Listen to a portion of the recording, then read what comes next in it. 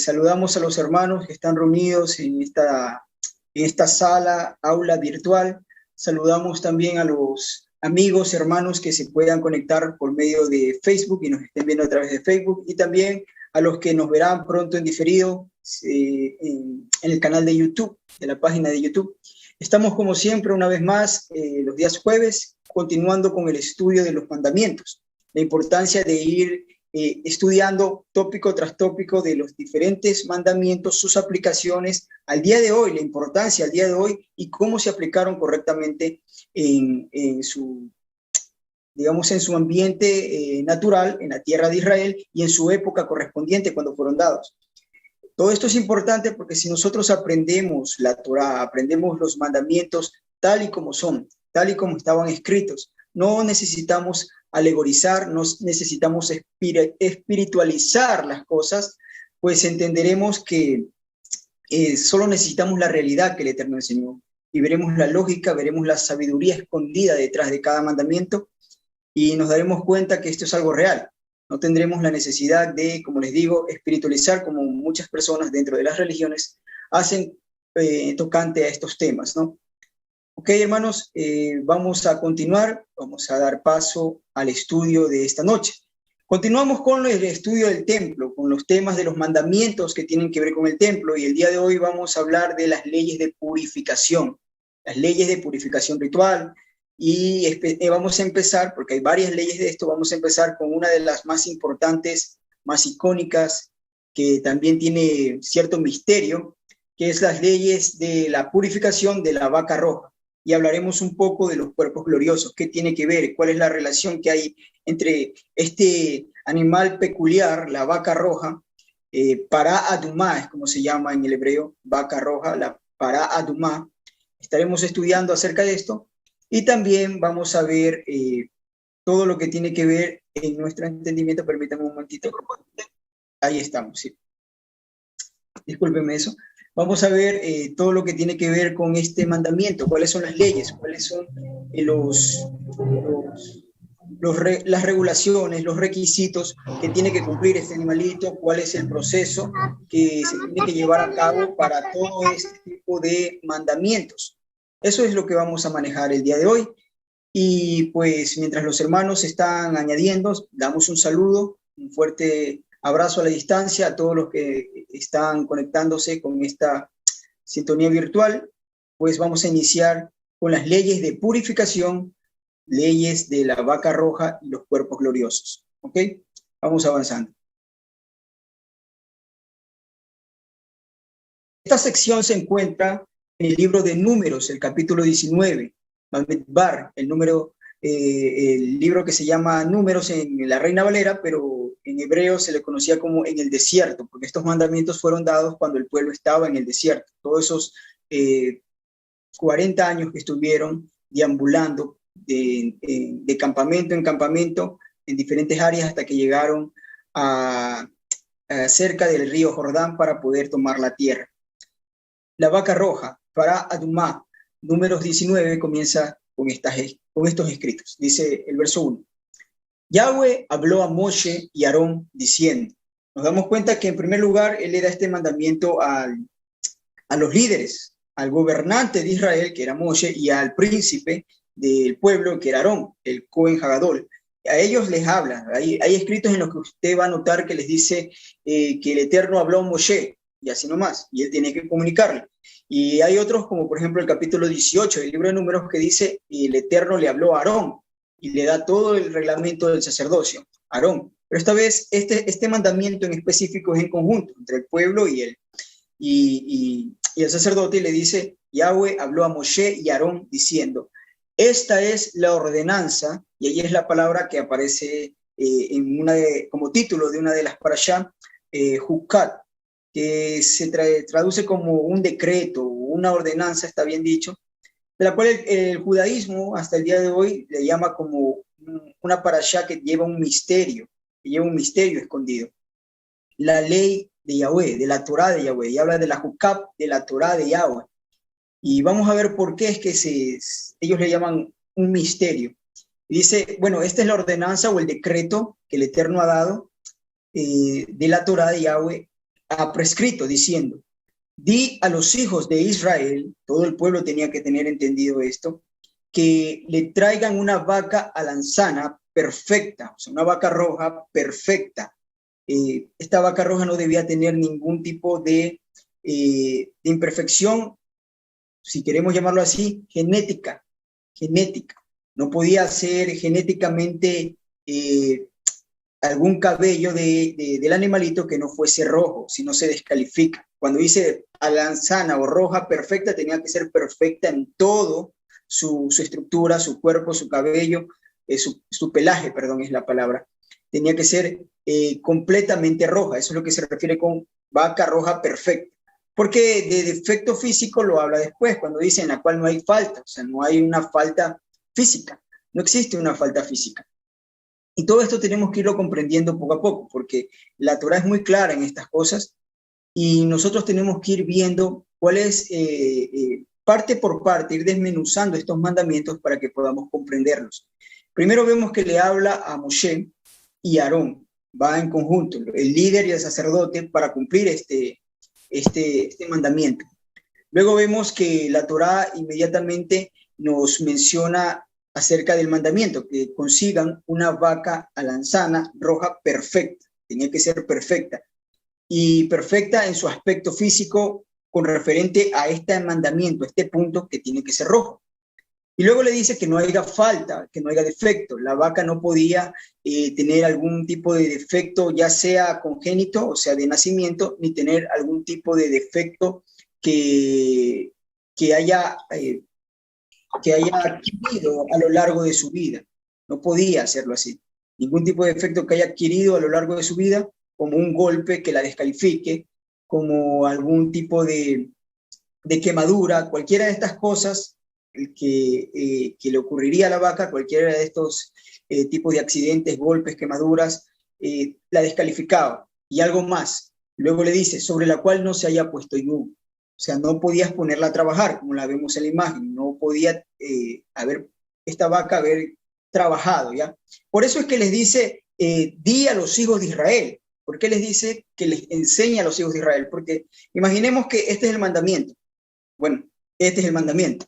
Pero imaginemos esta parte, que alguien que no vive cerca de Jerusalén, en la época en la que estaba el templo, sino que alguien está en la tribu de Neftalí, arriba, y de repente tiene entre sus ganados una vaca de estas semejanzas, con estas características. Y él, como no conoce la Torá, no le han enseñado la Torá, él ni cuenta se da que es algo peculiar, él pone yugo y pone a trabajar como los demás animalitos. Entonces se descalificó. Es por eso que esto tenía que ser enseñado a todo Israel, porque todos tenían que tener la idea de si nació una vaquita roja, es en cualquier área de la región de Israel, en cualquier lugar que hubiera nacido, todos tenían que tener el concepto, esta debe servir para el sacrificio, para la purificación. Es algo que el Eterno provee, es algo que el Eterno da. Y esto tenemos que irlos teniendo en claro para que podamos comprender poco a poco.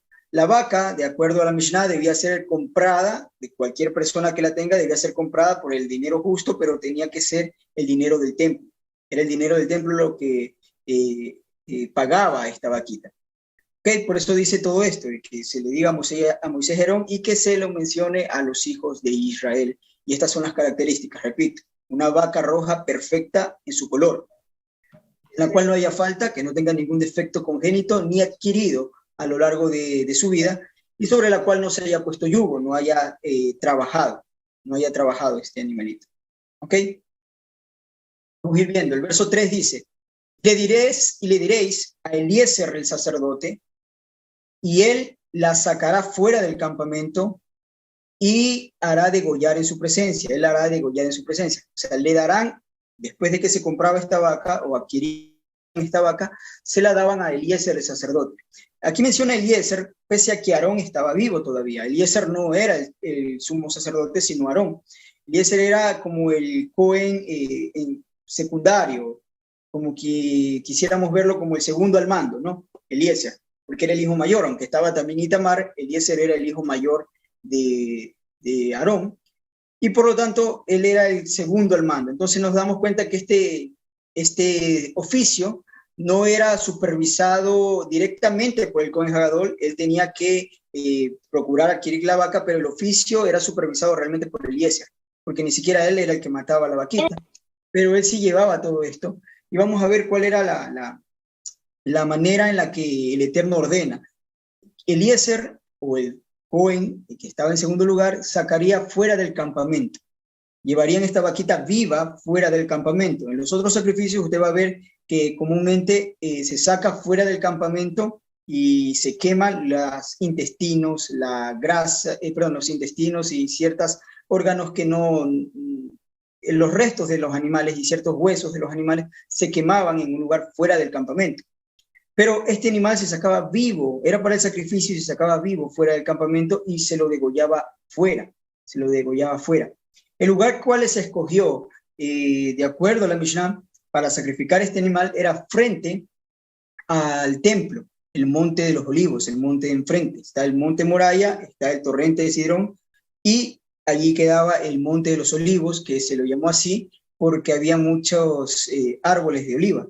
Entonces, allí se lo degollaba. ¿Por qué escogieron ese monte? Porque realmente dice la Torah, y lo vamos a leer, que Eliezer tenía que presentar la sangre delante, panim, delante del templo, delante de la entrada del templo. Esta es la función de Eliezer. Miren, dice el verso 4.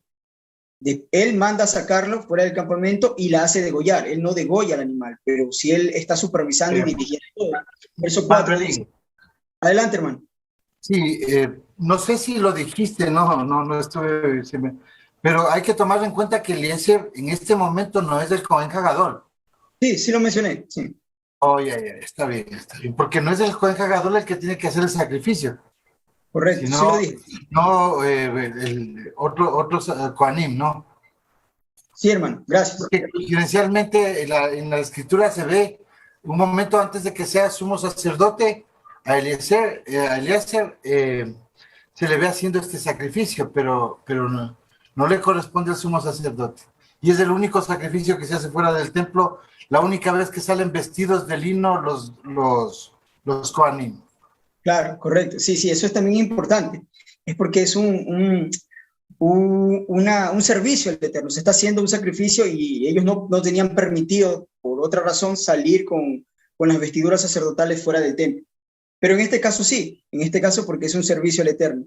Y sí, correcto, lo mencionamos, Eliezer era el sumo sacerdote, el sacerdote segundo al mando, porque recordemos que el mandamiento se le dio a Aarón y a Moisés. Los dos estaban allí y es Eliezer el que toma la batuta para este sacrificio, el segundo al mando.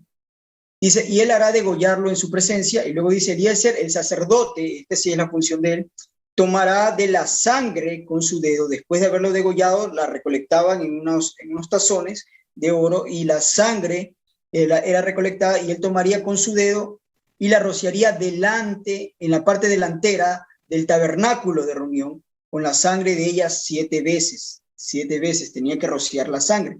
Es por eso que lo hacían en el Monte de los Olivos. Este sacrificio era hecho en el Monte de los Olivos, porque era el monte que está panim, frente al templo. Dice el verso 5, y hará quemar, otra vez, esa era la función de Eliezer, el que tomaba la sangre. Pero el verso 5 ya nos menciona que luego él manda a alguien, él hace quemar la vaca, o sea, él no es el que la saca, él no es el que la guía, ¿no? Él no es el que degolla, ni tampoco es el que prende fuego al animal una vez degollada, sino él es el que se encarga de tomar la sangre y presentarla delante del templo. 7 veces tenía que rociar esa sangre delante del templo. Y hará quemar la vaca ante sus ojos, o sea, él está supervisando.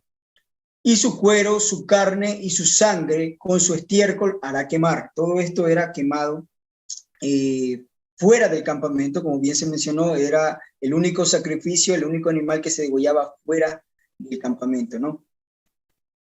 Y vemos una imagen de cómo se practicaba este acto. El pueblo se podía acercar, obviamente no era un lugar puro, sí, porque era el lugar donde las cenizas del altar eran dejadas en un lugar puro fuera, y también era en el Monte de los Olivos, un lugar puro donde se procuraba que no haya, tenían cercado de hecho, donde no podía haber ningún tipo de cementerio o personas en las cuales podrían entrar y contaminarla de alguna manera, muriendo cerca de allí. O sea, se purificaba y se tenía un lugar guardado específico para esto, frente al Monte Moriah, en el Monte de los Olivos.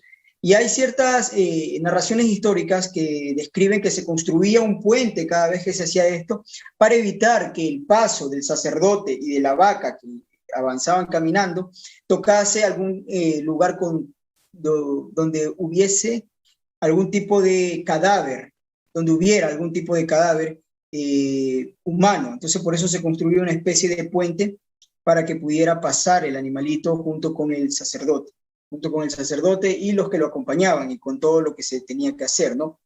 Se construía como les digo, un puentecito, como vemos en la imagen, para poder llevar este tipo de sacrificios. Aquí tenemos una representación. Continuamos con el verso siguiente. Dice, luego tomará el sacerdote madera de cedro, hisopo e hilo escarlata y lo echará en medio del fuego en que arde la vaca. Hasta ahora hemos visto bastantes cosas que tienen mucho que ver con lo que es un paralelo, ¿no? Una sombra profética de lo que ocurrió con el Mashiach en el momento de su sacrificio. Mashiach también fue sacrificado fuera del campamento, fue sacrificado fuera de los muros de Jerusalén. A diferencia de lo que muchos creen, Mashiach no fue sacrificado donde señala el cristianismo detrás del templo. Aquí nos damos cuenta, el cristianismo señala que el Gólgota está detrás del templo, lo cual no ocurrió de esa manera, no ocurrió así.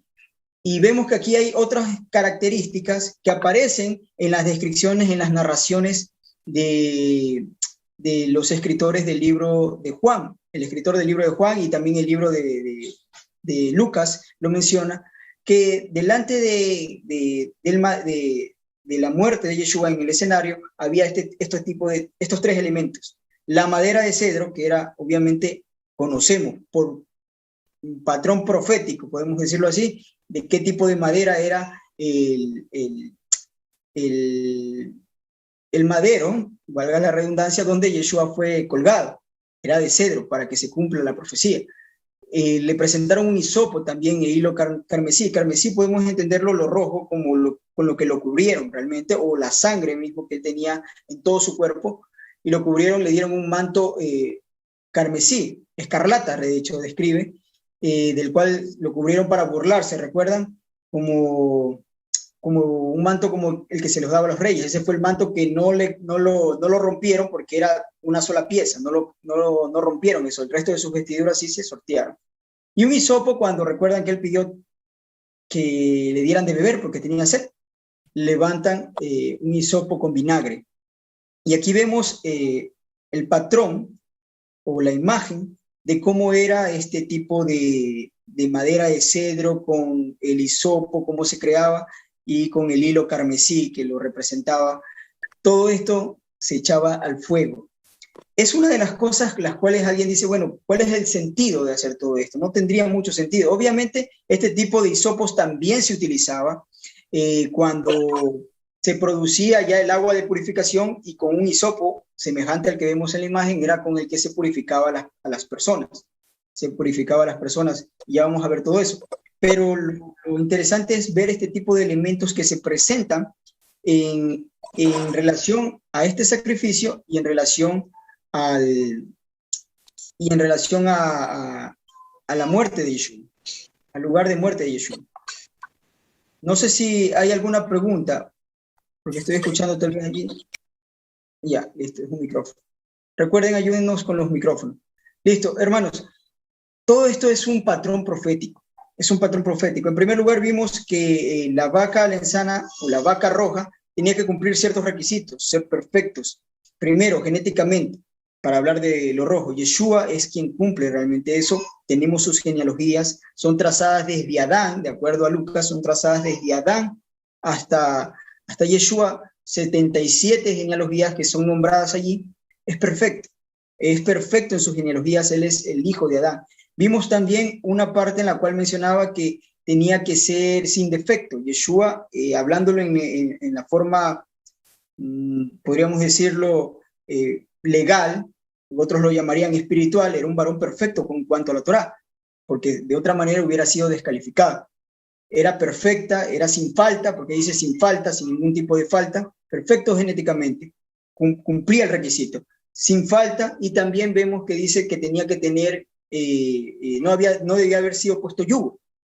Resulta que existe una escritura en la cual menciona, no recuerdo qué libro es el que lo escribe, no recuerdo si es Marcos o Mateo, pero menciona como que él hubiera hubiera cargado con el madero desde Jerusalén hasta el monte donde fue sacrificado, lo cual no es así, ninguno de los otros describe eso. De hecho, se describe que hubo un hombre que sustentó esa parte y llevó y cargó el madero. ¿Por qué? Porque él fuera del campamento él no podía cargar. Se descalificaría para esta sombra profética. Porque debemos entender algo también. Yeshua cumple como sombra profética, o es el que cumple realmente, él es el sacrificio destinado desde antes de la fundación del mundo, como el cordero de Pesach, el macho cabrío de Yom Kippur y este animalito que es la vaca roja. Son los tres sacrificios los cuales Yeshua los cumple, los tres sacrificios que Él les da el cumplimiento. Y este de aquí, de la vaca roja, junto con el de Yom Kippur, se les ha dado el cumplimiento en parte, como una pauta previo al cierre, pues el cierre total de este cumplimiento será en la venida, en el retorno de Yeshua, en el regreso de Yeshua, podremos ver una vez más estos patrones proféticos cerrándose de una vez. Pero el que cumplió perfecto en la primavera, es el de la primavera, perdón, es el sacrificio de Pesach como redención de su pueblo. El que lo perfecto me refiero a completo, lo completó. Faltan estos dos tipos de sacrificios completarlo. Y vemos estos elementos, los cuales vamos haciendo sentido ahorita, el por qué el Eterno ordena esto de aquí. Hubiese sido tan sencillo que si al final de todo esto solo requerían la carne de un animal quemado y luego juntarlo con agua, como vamos a leer, ¿por qué no podía ser cualquier vaca? Pero el Eterno deja este espécimen de vaca para que nadie pueda, por lo menos hasta el día de hoy, levantar un tercer templo profano o pueda tomar esto de levantar un templo en un tiempo en el que él no lo ha descrito, no lo ha exigido. Todo tiene que ser de acuerdo a como el Eterno lo ha dicho. Todo tiene que ser de acuerdo al tiempo que el Eterno lo establezca. De hecho, enviará profetas, y quién más que los dos testigos que se levantarán en Jerusalén y también serán muertos por el sistema de la bestia. Ellos darán testimonio de que el templo tiene que levantarse, y es con el Rey Mesías, con Yeshua. Entonces vemos que todo esto empieza a cuadrar con los elementos que por mucho tiempo no tuvieron mayor explicación, mayor lógica. ¿Por qué haces una representación de un hisopo con madera de cedro, con hilo carmesí, con estas hierbas, y luego las tiras al fuego y la quemas? No tiene mucho sentido quemarla allí, pero vemos que todo esto sería parte del sacrificio de la vaca roja, sería parte del sacrificio de aquel que es la verdadera razón de que existe este mandamiento, porque en Yeshua se cumple esto. La vaca roja, y esto tengamos comprensión, la vaca roja no es que es el mandamiento principal o el sacrificio principal y Yeshua es una sombra profética de eso, no es así, es al revés. La vaca roja, el sacrificio del animalito, es una sombra profética de lo que Yeshua está haciendo en el madero, de lo que Yeshua posteriormente haría en el madero, ¿no? Para este tiempo. Eso es lo que tenemos que comprender. Yeshua es el cumplimiento de este sacrificio. Luego le dice, y echarán esto al fuego, ¿no? Para que arda junto con la vaca. Vamos a continuar. El verso siguiente dice, el sacerdote lavará luego sus vestidos, el sacerdote que hizo el degüello y el que prendió el fuego, lavará sus vestidos y lavará también su cuerpo con agua, y después entrará en el campamento. No podía entrar al campamento hasta que se purifique. Él será inmundo, el sacerdote hasta la noche. Asimismo, el que quemó lavará sus vestidos con agua y también lavará en agua su cuerpo y será inmundo hasta la noche.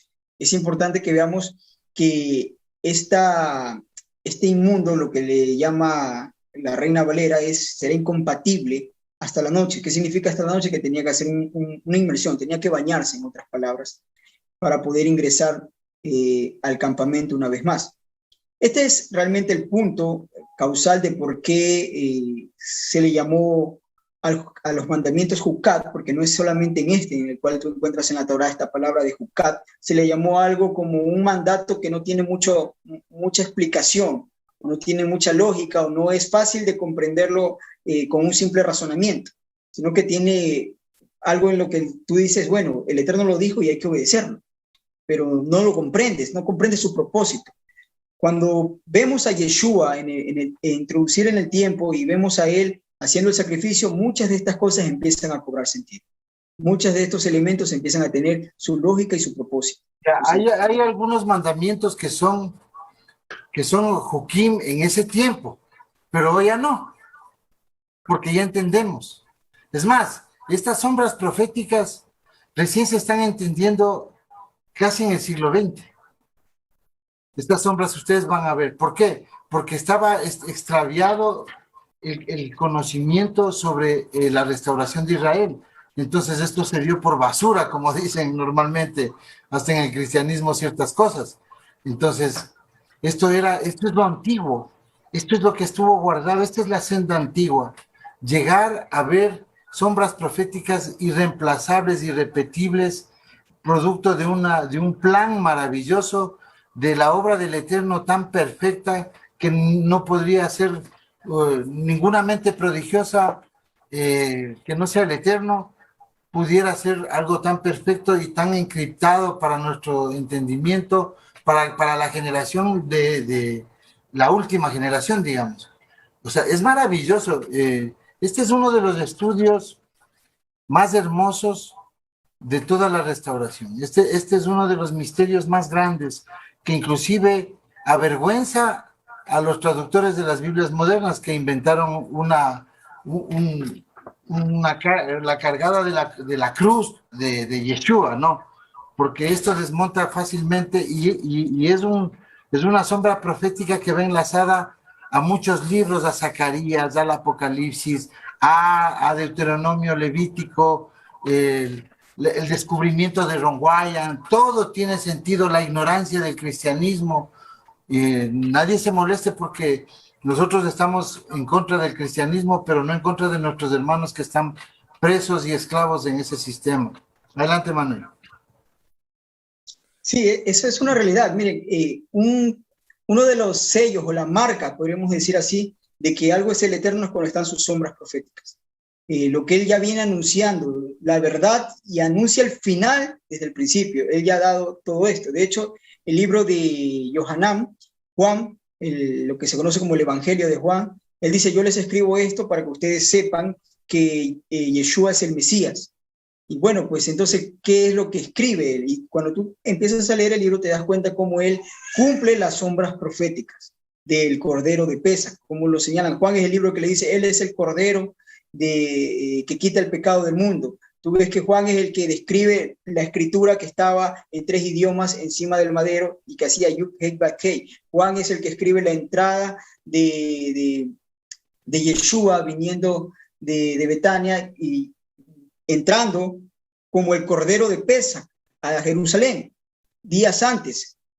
4 días antes de que llegara la Pascua, que llegara Pesaj. Entonces vemos cómo él empieza a describir estas sombras proféticas y el autor de Hebreos también hace de una manera similar una comparación entre Yeshua con el macho cabrío de Yom Kippur y con esta vaquilla roja. También lo menciona esta vaquilla roja para purificación y lo compara con el Mesías. O sea, todo esto es lo que nos demuestra a nosotros y nos deja seguros y tranquilos que Yeshua es el Mesías. O sea, no es por fe ciega. Aquí vemos cómo él cumple esto, pues nunca vas a ver otra vez estos eventos repetirse y cumplirse en la vida de un ser humano. Nunca. Solo en la vida de Yeshua. Es algo que a nosotros realmente nos debe afirmar. Cuando uno conoce estos mandamientos, que como bien se mencionó, el cristianismo lo desecha, porque no lo entiende, no entiende el sistema sacrificial, no entiende la vaca roja, no entiende el templo, pues, y este es un mandamiento necesario para establecer el templo, no les interesa.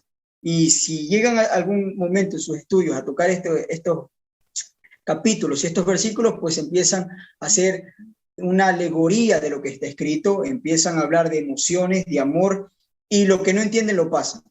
Y no profundizan porque obviamente no hay una revelación en su enseñar, en su dogma, no coincide con la visión de los profetas, la palabra del Mesías y de sus embajadores. Entonces, esto es importante que lo comprendamos, hermano.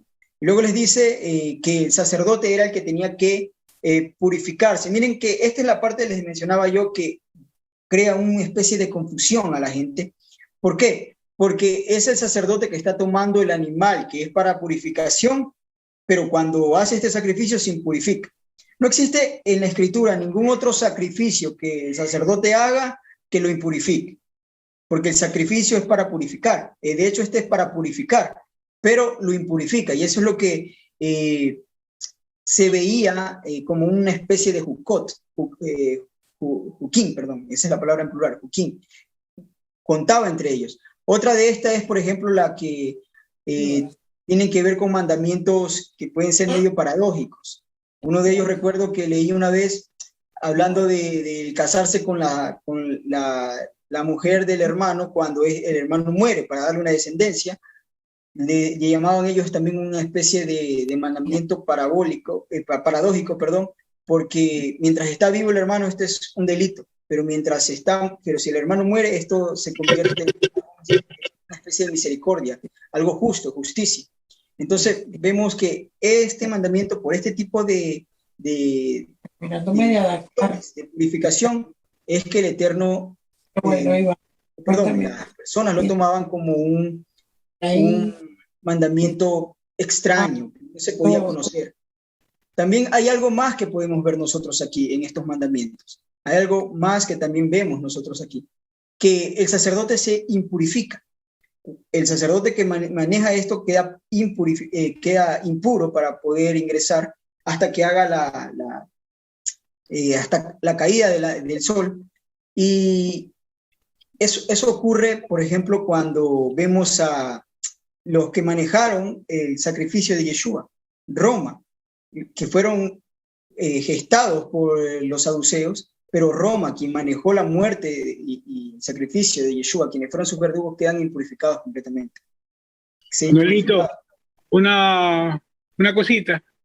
Mira, en las leyes alimentarias, en las leyes de dieta, ahí especifica bien clarito de que tanto el que sacrifica el animal como el que come del animal está impuro hasta la noche. Y no me refiero a los sacrificios, sino cuando vas a comer, o sea, los alimentos diarios. Si tú, tanto el que mata al animal, el que sacrifica el animal y lo faena y lo prepara, como el que come del animal, está impuro hasta la noche.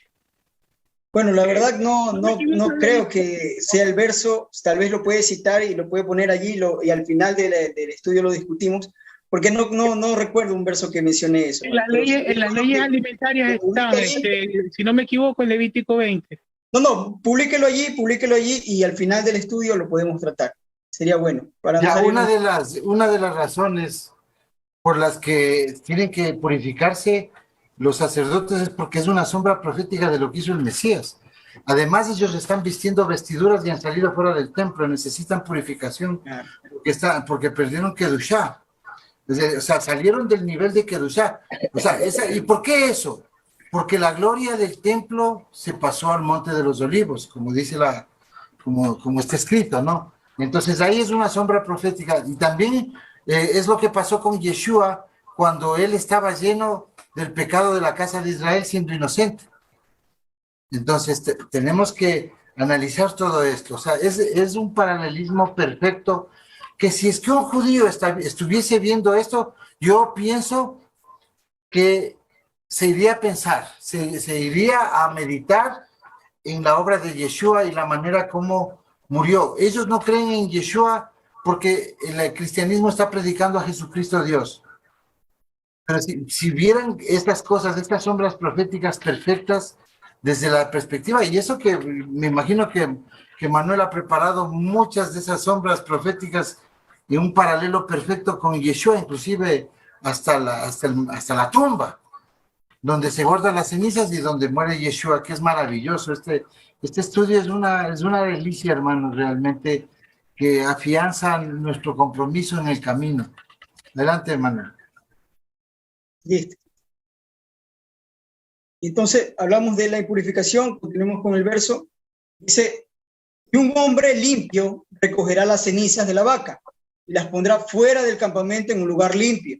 Y aquí viene lo que el hermano mencionaba, que de acuerdo a la Mishnah, ¿dónde es que se dejaba estas cenizas? Se colocaban en una vasija y estas vasijas eran puestas en un lugar con piedra tallada, o sea, se hacía un agujero en la piedra, en una roca, y se colocaban las cenizas allí, de la vasija con las cenizas, y se colocaban allí, y se cerraba ese agujero, esa piedra que se había hecho un hueco con otra piedra, se ponía como una tapa sobre ese lugar.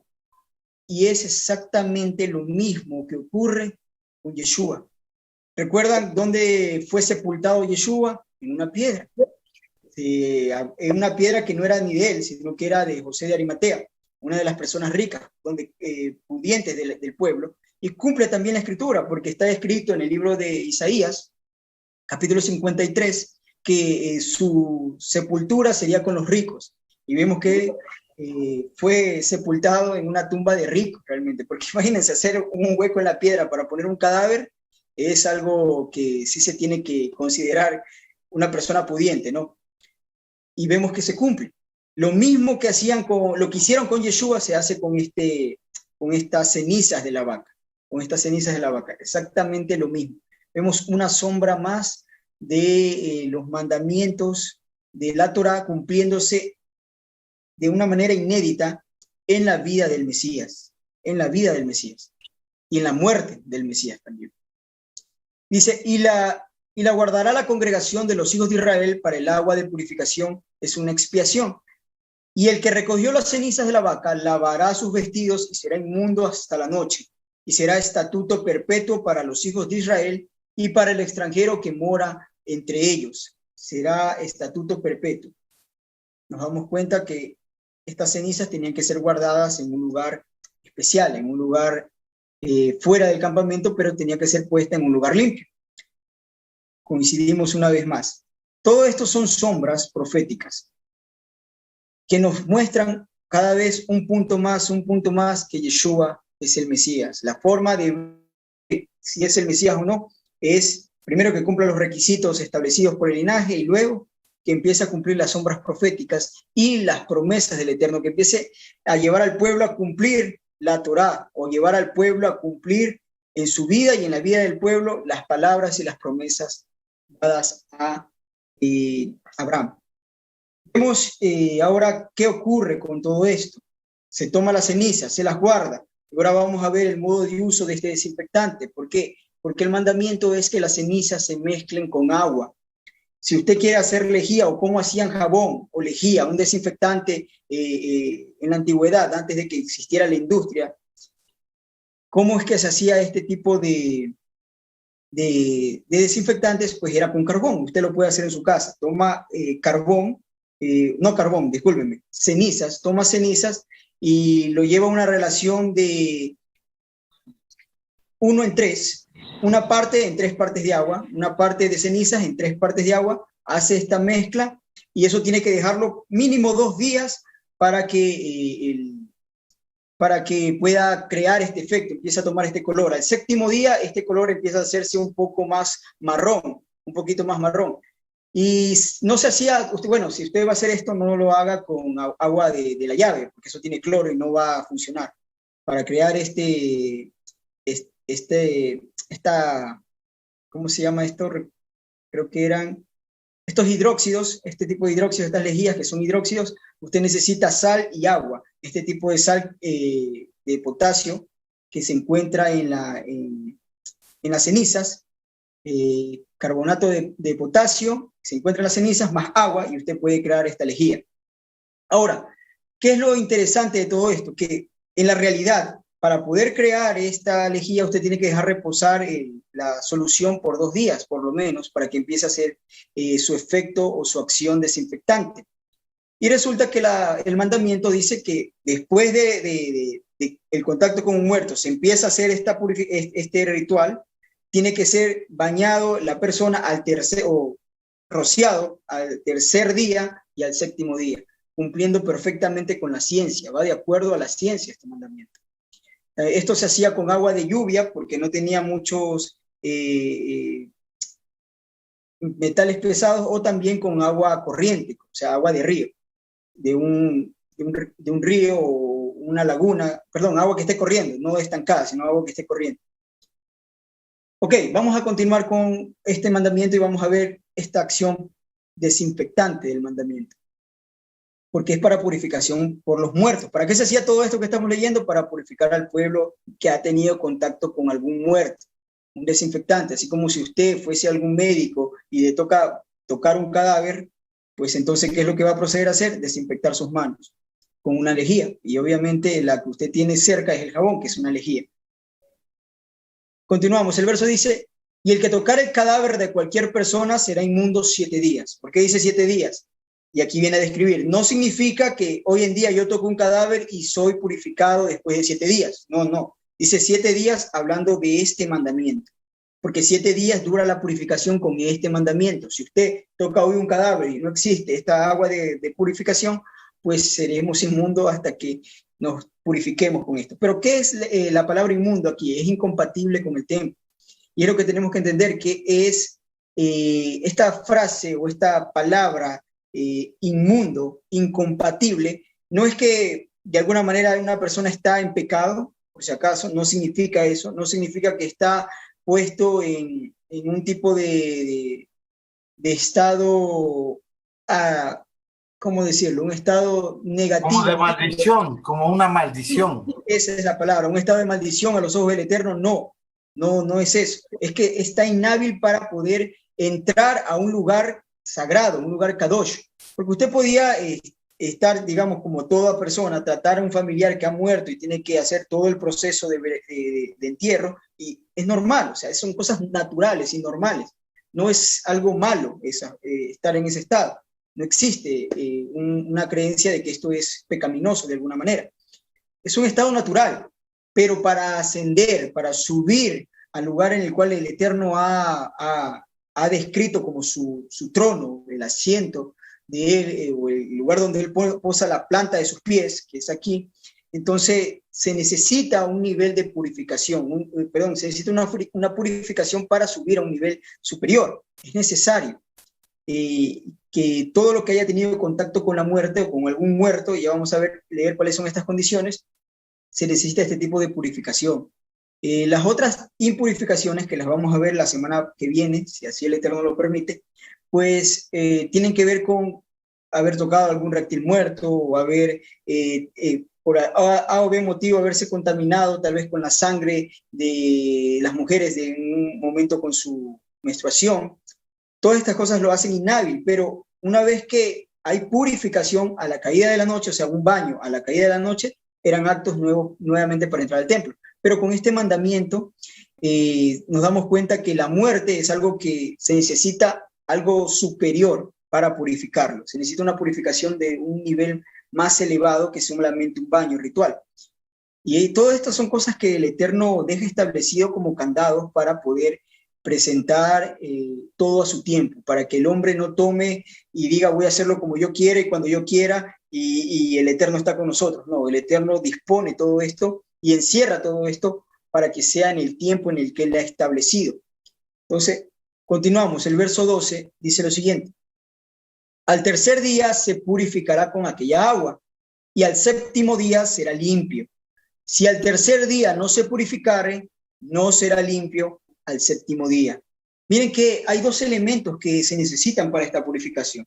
El agua, que es la Torá, siempre se ha descrito en las palabras de los profetas, en las palabras de Yeshua, de sus apóstoles, sus embajadores, como agua que fluye, es el agua. Y de hecho, como les digo, este mandamiento no lo menciona aquí, pero para que se pueda hacer un efecto desinfectante, tiene que ser con agua que fluye, no puede ser agua de estanque o agua de lluvia, también se podía utilizar. Entonces, es necesario que comprendamos esto.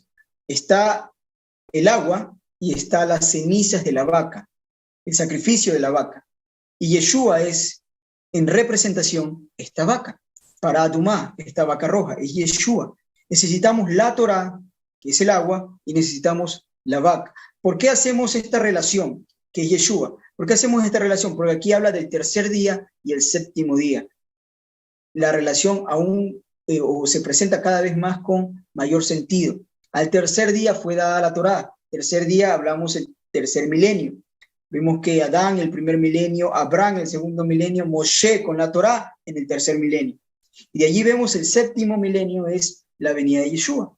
Yeshua se presenta para purificarnos ¿de qué? ¿De qué va a purificar a su pueblo, a los que han creído en él? Porque solamente se van a levantar de la tumba aquellos que han muerto con fe en Yeshua, y serán transformados su cuerpo incorruptibles, ya no verán ¿qué? No verán muerte, nunca más verán muerte, serán limpiados, purificados de la muerte, por decirlo de alguna manera, en el séptimo día. Por eso dice, el que no fue limpio en el tercer día, no lo será el séptimo día. Allí el cristianismo tiene que entenderlo, no van al reino si no conocen la Torá. La Torá es la representación aquí del tercer día. No entran al reino si no conocen la Torá, y el judaísmo tiene que comprender también que no entrará al reino sin las cenizas de la vaca, sin el sacrificio de la vaca, que es una representación de Yeshua, de lo que Yeshua hizo. O sea, es necesario que esto lo comprendamos. ¿Por qué? Porque como dice el libro de Apocalipsis, que los santos en los últimos días, el Kadosh, el pueblo del Eterno en los últimos tiempos, dice que son los que guardan los mandamientos de Elohim y tienen el testimonio de Yeshua. Se necesita estas dos cosas para entrar al reino. ¿Por qué? Porque el reino describe Pablo que es algo incorruptible, porque va a durar 1000 años. De acuerdo a los profetas se describe 1000 años, es un milenio el reino de perfección. ¿Y qué cuerpo humano como el suyo y el mío va a durar 1000 años? No existe, tiene que ser transformado. Por eso él dice, esto corruptible, dice Pablo, tiene que vestirse de incorrupción para poder heredar el reino, porque no puede heredar lo incorruptible, no puede heredar lo que no tiene corrupción. Es necesario que nuestro cuerpo cambie, y ahí es donde se cumple también la profecía del profeta Isaías, de Oseas, cuando dice, ¿dónde está, oh muerte, tu aguijón? ¿Dónde, sepulcro, tu victoria? O sea, porque el postrer enemigo que va a ser vencido es la muerte. Ese es el último enemigo que será vencido, y será en la primera resurrección, en la llegada de Yeshua. ¿Y cuándo llega Yeshua y dónde llega Yeshua? Yeshua llega al inicio del séptimo milenio, y llega ¿en qué lugar? En el mismo lugar donde se fue, el Monte de los Olivos, que resulta ser el lugar donde se sacrificaba este animalito y se hacía la purificación, o se tenía este sacrificio para purificación en el Monte de los Olivos. Él llegará con toda la tecnología que tiene y pues describe, será el Monte de los Olivos, dice Zacarías, destruido. A la derecha, a la izquierda, al norte y al sur serán hechos como una gran planicie cuando él llegue.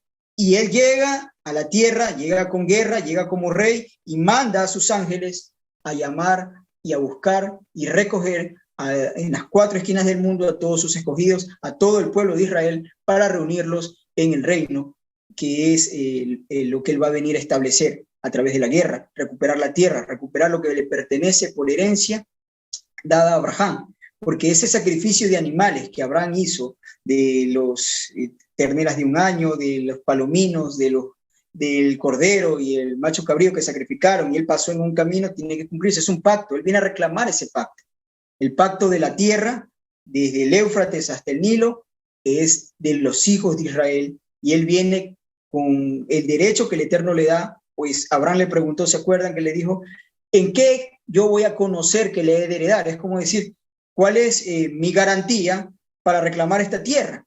¿Cuál es mi garantía? Porque si alguien a usted le dice hoy en día, le dice, bueno, te voy a dar estos terrenos, te voy a dar toda esta tierra que tú ves aquí, bueno, ¿y qué es mi garantía que a mí me defienda frente a los demás para decirles que ese terreno es mío? ¿Dónde está mi certificado o mi título de propiedad? El Eterno le dice, bueno, voy a hacer un pacto, y hace un pacto que era legal en aquella época y que las demás culturas y el pueblo antiguo lo hacían, el pacto de las piezas.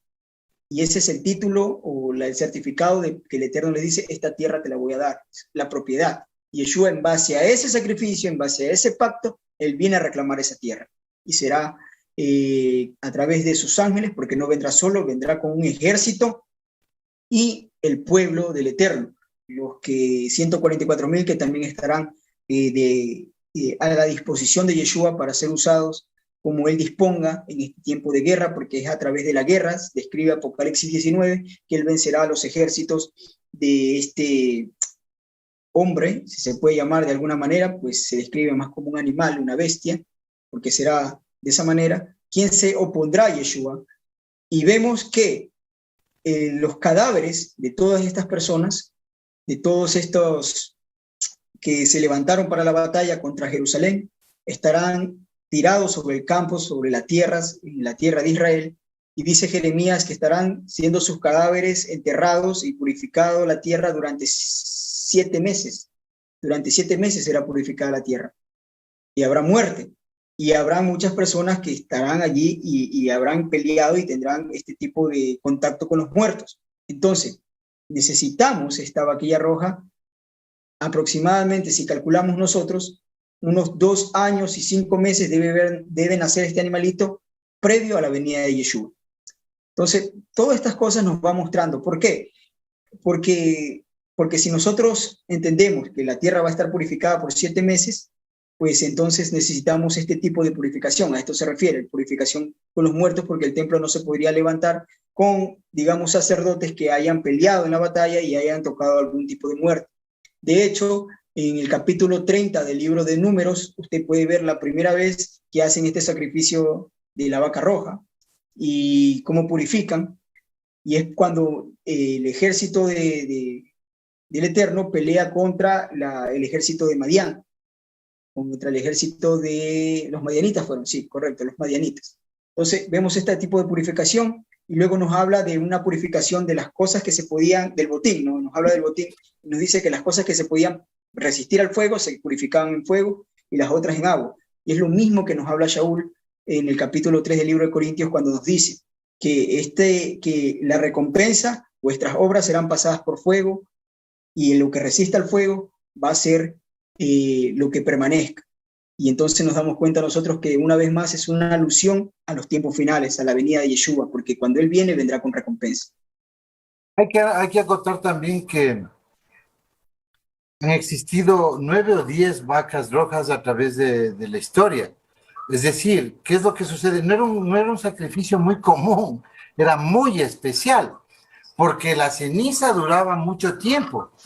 Por eso se ponía un cofre en la piedra tallada y se tapaba con una roca circular, muy semejante a lo que muestra las escrituras sobre la tumba de Yeshua. Entonces, no es que cada cierto tiempo se hacía el sacrificio de la vaca roja, sino que porque es un sacrificio que no siempre hay una vaca roja. Hay vaca roja cuando el Eterno quiere dar vaca roja. Por eso es que hoy día los judíos no pueden hacer el tercer templo, porque la vaca roja no va a salir nunca les va a salir una vaca absolutamente roja, perfecta, a no ser que sea como lo quisieron ellos manipular este mandamiento cuando criaron hace unos 8 años en Texas, hicieron por clonación vacas rojas, pero estaban violando la Torá, Levítico 19:19, y la clonación es anti-Torá. Entonces, o sea, por más que se esfuerce el judaísmo, no va a poder vencer al Eterno con todos estos sellos. Es decir, cuando el Eterno quiere, hay vaca roja. Y esas cenizas duran mucho tiempo. Ellos van cogiendo poquito a poco, van haciendo digamos, su mezcla en agua, para ungir, para hacer la purificación, pero no siempre hay, o sea, eso es lo que hay que tomar en cuenta. No siempre hay, es un sacrificio puesto exclusivamente por el Eterno. Adelante, hermano. No sé si tienes alguna información de esto. Sí, es verdad. No lo había puesto, pero sí es verdad. No fueron muchas vacas rojas. De hecho, Maimónides dice que eran entre 7 o 9, no se sabe. Y él decía que la 10ª sería la que estaría en los tiempos del Mashiach. Y es porque no se tomaba mucho, o sea, no se tomaba, no es que todas las cenizas se mezclaban con agua, no, eran parte por parte, poco a poco iban sacando y cuando era necesario, en la purificación de los sacerdotes o las fiestas. Como un polvito, como un polvillo nomás, o sea, cogían un poquito y porque sabían ellos que eso era un tesoro, por eso es que se incrustaba en la piedra, es algo que solo da el Eterno. O sea, ellos cuando asomaba una vaca roja, en los corrales del templo, que eran en Belén, en la hacienda del templo, ellos eran felices, o sea, era un milagro. Por eso es que uno tiene que transportarse a ese momento para poder entender estas enseñanzas. No se puede entender desde la perspectiva del Zoom del siglo XXI, sino llevando nuestra mente a ese tiempo y dándole la gloria al Eterno por tantas maravillas, tan perfectos estos mandamientos. Y este de la vaca roja es algo maravilloso. Es un paralelismo perfecto con Yeshua, y es uno de las sombras proféticas que no puede negar ningún judío, que ni siquiera entiende de esto, y que nosotros podemos explicarle. Si hubiera un judío que quiera escuchar a lo que ellos llaman un pagano, como nos llaman a nosotros, si es que quisiera escuchar, él se va a convencer que Yeshua es el Mesías solo con la vaca roja. Adelante, hermano. Es que claro, o sea, sí es una fiesta, o sea, ellos hacían una fiesta y cuidaban tanto este animalito, le ponían una supervisión estricta, porque no se podía perder. O sea, si nació una vaquita no la iban a dejar que se lastime, no le iban a dejar ni siquiera que se junte con las demás, a modo de que podrían lastimarla, cornearla o algo que la descalifique. Entonces tenía mucho cuidado con este animalito, ¿no? Era un gozo, una fiesta delante del Eterno cuando esto venía. Entonces, no sé qué quieres escuchar. Ayúdenos con los micrófonos, por favor. Si no están escuchando la enseñanza, pues entonces ayúdenos retirando. O bajemos el volumen de la novela. Por eso, o sea, si no están escuchando la enseñanza, pues sería mejor salir. Está siendo grabado, por eso es que se daña, se destruye el video. A ver, continuemos. Condiciones que te vuelven incompatible, o sea, que te vuelven en un estado de impureza. Dice el verso 14, me faltó el 1, el verso 14 dice, esta es la ley para cuando alguno muera en la tienda. O sea, que alguna persona muere en un cuarto, en un lugar, en una tienda, en una casa.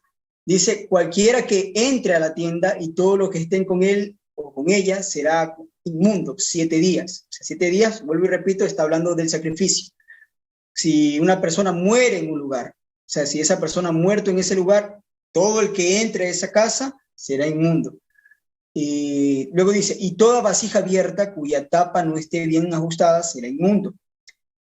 O sea, dentro de la casa, dentro de esa casa, porque todo eso tenía que purificarse. Se llamaba el sacerdote, si eso ocurría, por ejemplo, una persona en la vejez, si eso ocurría, se llamaba el sacerdote, y era el sacerdote quien venía con esta mezcla después de que se hacía, digamos, moría una persona hoy, al siguiente día, o lo enterraban hoy, al siguiente día iban donde el sacerdote tomaba esta mezcla, hacía la mezcla y esperaba 2 días. Al tercer día se presentaba para purificar a la persona, a la familia y la casa y todo lo que había en la casa. Y regresaba al séptimo día. Regresaba al séptimo día para hacer la purificación final, y a la caída del sol del séptimo día ellos ya eran aptos para entrar una vez más al templo. Quienes no lo querían hacer así, y esto se hacía para las casas de Jerusalén, quienes no lo querían hacer así o no lo podían porque estaba muy lejos, era necesario hacerlo en el monte del templo. Entraban y para poder entrar al santuario, que es el área de 500 codos por 500 codos, sí necesitaban purificarse, porque podían entrar incluso de esa manera a la explanada del templo, pero no podían entrar dentro del santuario o el recinto ya sagrado, a menos que se purifiquen. Y en el lado este del templo había un lugar donde se mantenían estas cenizas, y las personas se registraban, era todo un registro en orden, donde se registraban para hacer la primera purificación, y luego después de los 5 días al séptimo día, se presentaban, revisaban el informe, veían que estaba su nombre ahí y las personas que estaban inscritas, y se hacían la segunda purificación. Eso era para las personas que vivían fuera de Jerusalén, y se mantenía esto en orden para que ellas pudieran entrar. Tenían un estricto nivel de seguridad en el templo para no contaminarlo en lo que más podían, porque puede que alguien engañe a una persona y entraba, bueno, pues esa persona era condenada por el Eterno, y ahí viene, si cumple lo que dice, será cortada de en medio de su pueblo, porque lo hizo sin que nadie lo pueda detectar, será cortada de su pueblo. Y luego dice, verso 16, y cualquiera que tocare algún muerto o espada sobre la faz del campo, o algún cadáver, o hueso humano, o sepulcro, 7 días será inmundo. ¿Se dan cuenta? No solamente era en una casa, sino cualquiera que por accidente tocare a algún muerto o matare a alguien en la guerra, tocar algún cadáver o algún hueso humano, si se topaban con una mandíbula, con un fémur y se identificaba que era algo humano, pues entonces tenían que hacer este ceremonial de purificación. No, aquí nos habíamos quedado en el verso 18, ahora sí pasamos al 19. El limpio rociará sobre el inmundo al tercero y al séptimo día.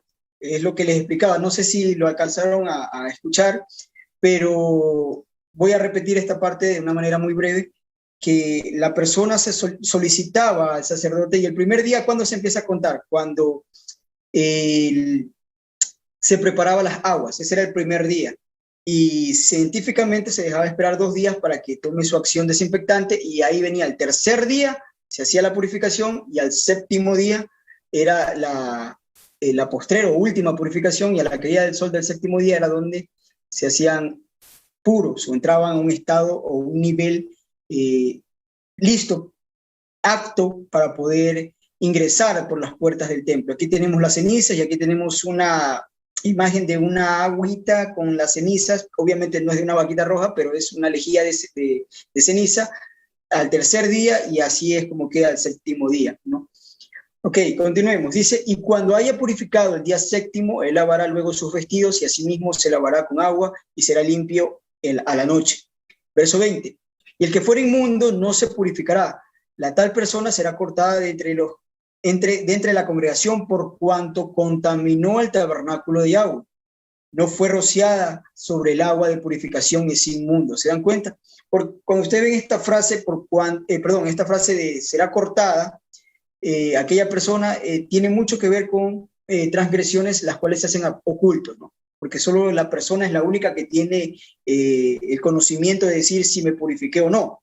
Aunque en el templo llevaban un nivel estricto, les hablaba de unos registros que ellos tenían de las personas que acudían el tercer día y para las que se preparaba el agua, ¿no? Se contaba las personas que iban a hacerlo, y en base a esas personas, esa cantidad de personas, se preparaba cierta cantidad de agua, se registraban al tercer día y luego al séptimo día para poder ingresar. Era un registro que ellos llevaban. Pero puede que alguien lo haga sin tener esta purificación, se haya filtrado en el templo, pues sería castigado por el Eterno. Los 2 últimos versos, antes de llegar a otras conclusiones, termina el capítulo de la Paraduma, el capítulo 19 de Números, de esta manera. Le será estatuto perpetuo. También el que rociare el agua de purificación lavará sus vestidos, y el que tocare el agua de la purificación será inmundo hasta la noche. Esta especie de purificación no es por contacto con un muerto, sino es solamente una contaminación o algo que te hace inhábil. Cuando dice hasta la noche, ustedes se dan cuenta que es algo que es un tipo de purificación de un nivel bajo, de bajo riesgo, si queremos llamarlo así. Verso 22 dice, y todo el que el inmundo tocare será inmundo, y la persona que lo tocare será inmunda hasta la noche. O sea, si alguien toca, por ejemplo, a una persona que acaba de tocar un cadáver, esa persona es inmunda hasta la noche. Si alguien toca a una persona que acaba de enterrar a un familiar, no es que yo lo toqué a esta persona y tengo que hacer la purificación con la vaca, no, tengo que hacer una purificación de agua, porque dice será inmundo hasta la noche. ¿Ok? Es por eso que el sacerdote no es que tenía que esperar a hacer otra vez el ritual de la vaca roja y esperar 7 días si es que purificó a alguien, no, solo se demoraba hasta la caída del sol después de purificarse. Miren, esto es lo que quería llevarlos, de todo el ejercicio de haber estudiado el propósito, el mandamiento y las condiciones de la vaca roja, que nosotros entendamos por qué era establecido de esta manera, porque todo esto tiene una representación a los días finales, al tiempo final, que es el reino. Cuando en la vaca roja usted escucha que dice es para purificación al que ha tenido contacto con un muerto, es la sombra profética de la purificación de la muerte, porque serán purificados los que hayan muerto. ¿Por qué Jerusalén al final de los tiempos será tan restringida, será tan cuidada realmente toda esa parcela de tierra, que no va a haber muertos allá adentro? O sea, no se puede, no va a haber muertos. Por eso la mayoría de los que van a estar allí serán personas que tienen un cuerpo glorificado. y los sacerdotes en el templo, que ya hemos hablado de la condición y el estado físico de los sacerdotes al final de los tiempos, pero va a ser un pueblo, de un lugar, una ubicación, un recinto de gente resucitada y va a ser muy difícil ingresar. Quiero que veamos estas palabras del profeta Zacarías para que entendamos un poco a lo que me estoy refiriendo ahora. Dice Zacarías en su capítulo 12, dice lo siguiente, esto está al final de su profecía. En aquel día estará grabado sobre la campanilla de los caballos, santidad a Yahweh. Y en las ollas de la casa de Yahweh serán como los tazones del altar. Las ollas de la casa de Yahweh serán como los tazones del altar. Verso 21, y toda olla en Jerusalén y en Judá será consagrada a Yahweh, y los ejércitos, de Yahweh de los ejércitos, y todo lo que se sacrificare vendrán y tomarán de ella, y cocerán en ellas. Y no habrá en aquel día más mercader en la casa de Yahweh de los ejércitos. ¿Qué nos está diciendo aquí? Miren que la campanilla, las campanitas que están colgadas como un adorno a los caballitos tendrán este nombre, Santidad a Yahweh. ¿Ustedes recuerdan dónde se encontraba esta inscripción? Se encontraba en la corona del sumo Cohen, en la corona del sumo sacerdote, y ahora estarán en las campanillas de los caballos, que eso se encuentra al norte, al sur del templo. Siempre estuvieron los establos de los caballos del rey, estaban al sur, pero no se consideraba un espacio sagrado. Pero ahora tendrán esto, ¿por qué? Porque todo Jerusalén será un espacio sagrado, todo Jerusalén. Si ustedes continúan leyendo, luego les dice que toda la comida que será de alimentos, servirá de alimento dentro de Jerusalén, va a ser algo consagrado al Eterno, porque las ollas donde antes se cocinaban las carnes y se hacían los panes, también todo eso, los hornos que manipulaba también el pueblo, todo eso tendrá el mismo nivel y la misma categoría que los tazones con los cuales se recogía la sangre para presentarla en el altar, que antes era solo algo de los sacerdotes. Todo Jerusalén tendrá un estado y un nivel de santidad muy alto. Este es el área que los quería llevar. Si ustedes se dan cuenta, si ven este cuadrado aquí, o veamos primero todo esto, ¿no? Todo esto es la repartición de la tierra final, como lo describe Ezequiel, en forma de franjitas. Tenemos Dan, Asher, Neftalí, Manashe, Efraín, Rubén, Yehudá, y ahí viene una franja de tierra que alguien podría decir Leví, pero no es exactamente la tribu de Leví, pero es una porción, se describe como una porción de tierra para el Eterno, y luego viene la tribu de Benjamín, Shimeón y Sacar.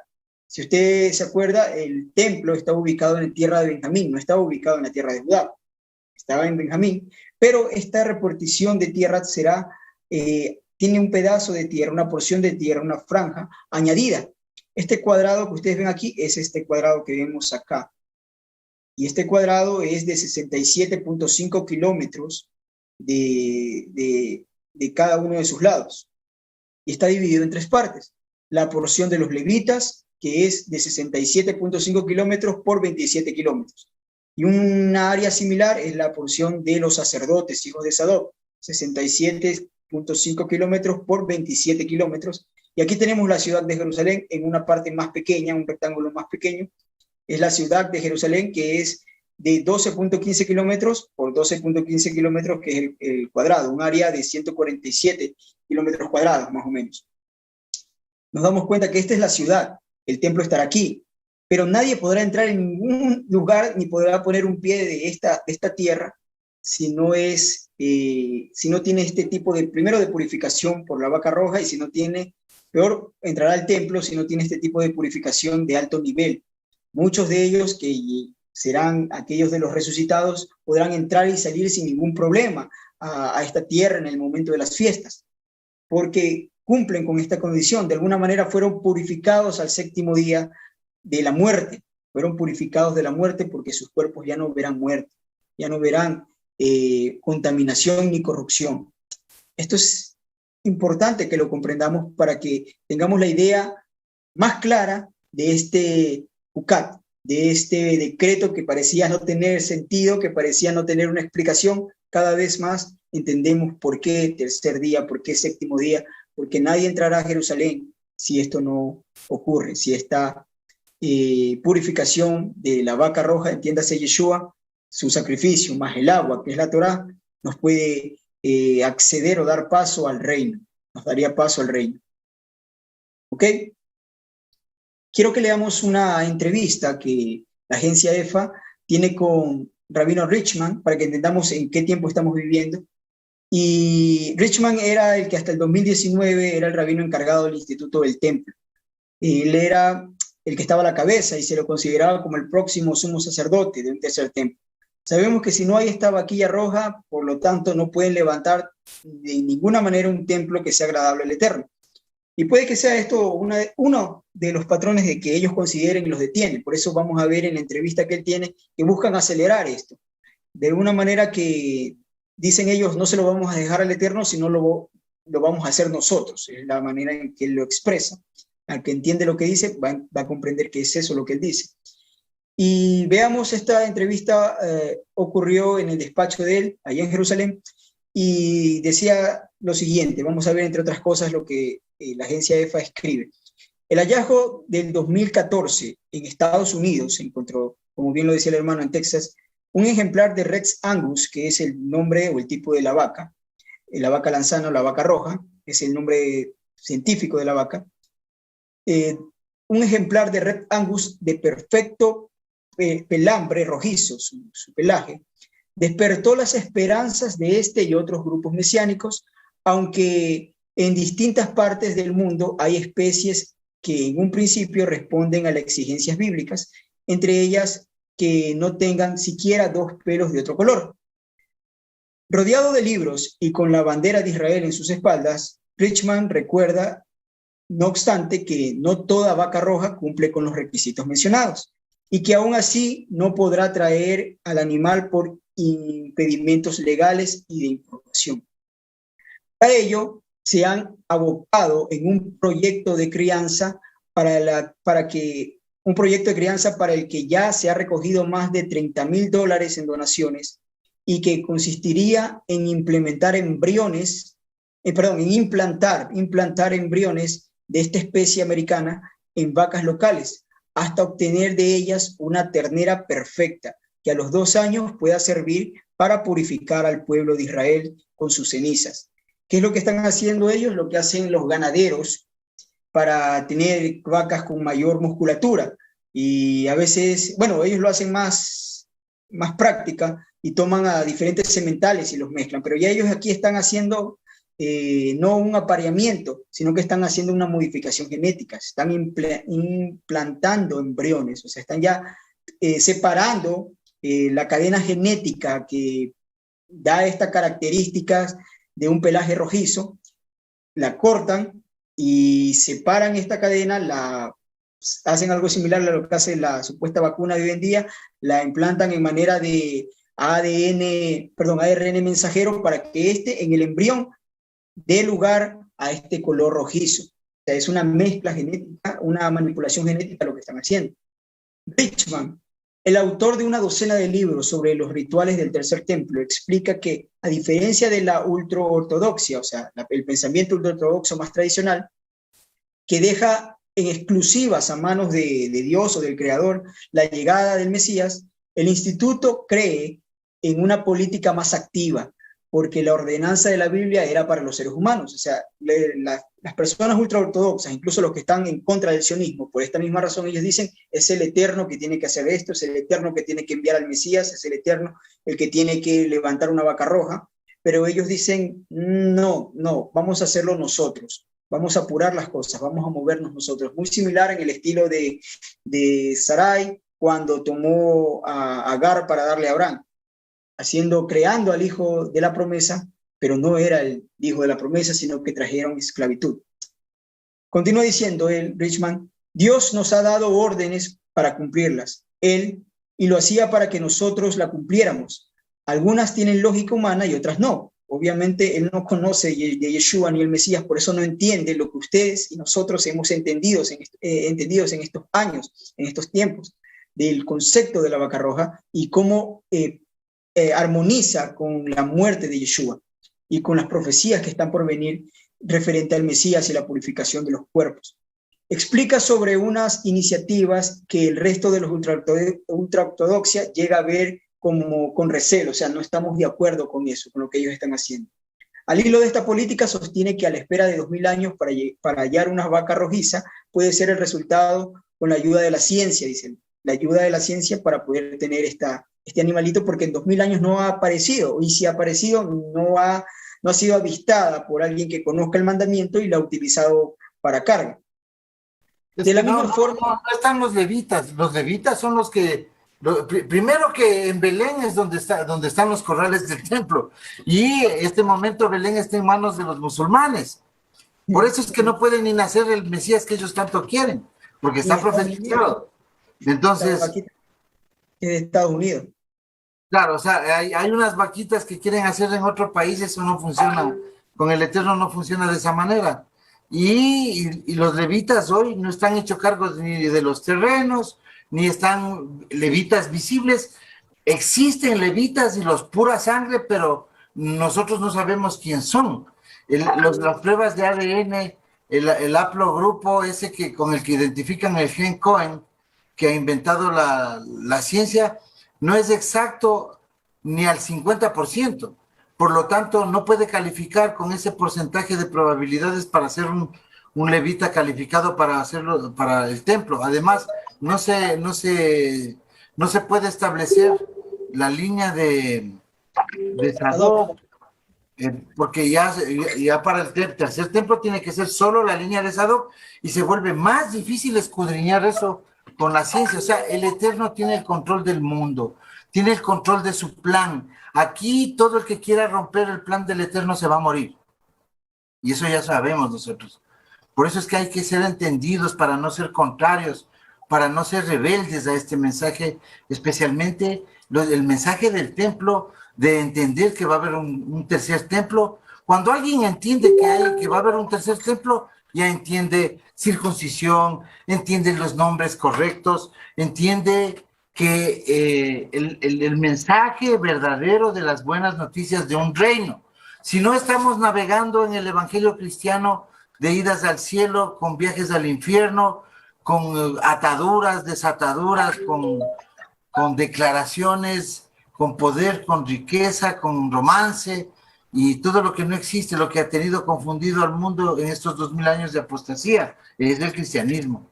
Entonces, existen estos videos, están en 3 grupos de, ¿cómo se llaman estos? Listas de reproducción. Están en 3 listas de reproducción en el canal de YouTube. Ustedes pueden suscribirse al canal de YouTube y ver todos. Les sugerimos que vean, por favor, todos, para que puedan entender y convencerse de que la escritura no se equivoca, porque ya no han creído en la escritura, porque hay capítulos de capítulos que hablan de esto. Entonces miren, comprueben, y que el Ruach opere en cada uno, porque si desconocemos todo este trabajo, estas funciones, estos candados, estas sombras proféticas del Eterno para restaurar el reino, si desconocemos esto, seguiremos divagando entre las doctrinas religiosas y especialmente salidas de Roma, ¿no? Adelante, Manuel. Sí, es correcto. O sea, vamos a darnos cuenta que realmente dejar al Mesías o rechazar el reconocimiento de Yeshua como el rey de Israel y como él cumple las profecías nos llena de cegueras, como las personas que, por mucha buena intención que tengan, están a cargo del Instituto del Templo, están haciendo las cosas que no se debe.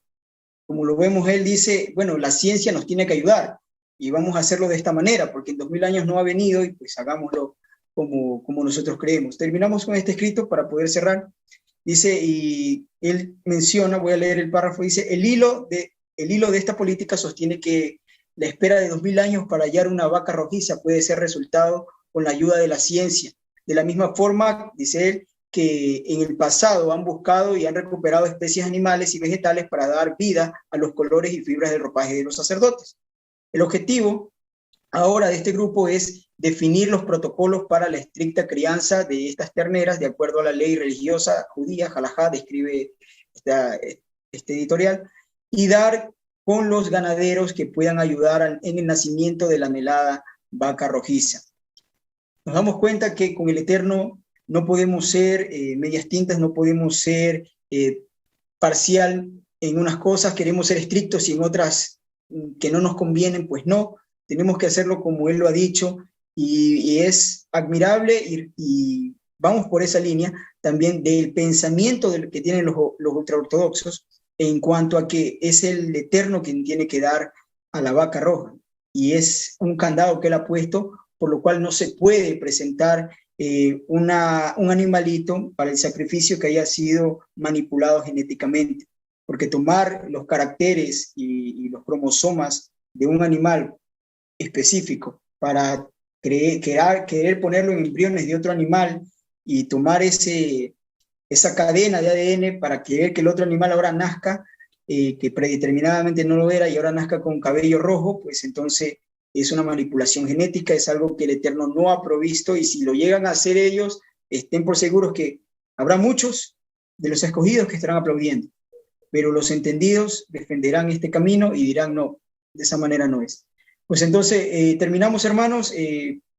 Sería bueno que tal vez usted pueda repasar este estudio en su casa, leer el libro de Levítico el libro de Números capítulo 19 y pueda verificar este pasaje y irlo cotejando con la historia de la muerte de Yeshua, y usted se va a dar cuenta que tiene mucha relación, pues en él se cumple, la vaca roja en él se cumple.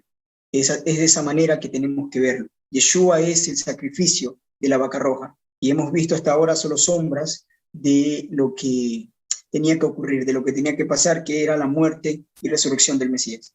Yo con esto termino, hermanos. Me despido. Shalom.